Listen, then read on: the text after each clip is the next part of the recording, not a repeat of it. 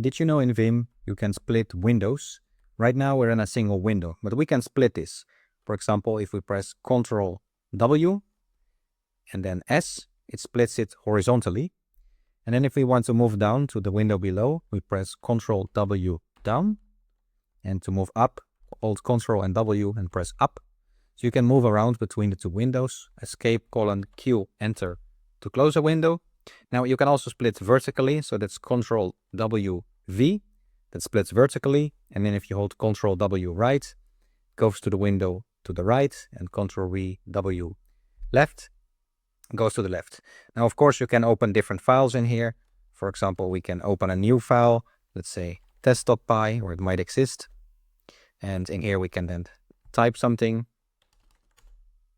and we can move around. Ctrl W right, and if we go to command mode, escape, Ctrl W right, we are in the right one, or Ctrl W left. We can close it again, escape, Q, enter, or in this case it's not saved, so with exclamation mark, enter, and now we are back to the original window.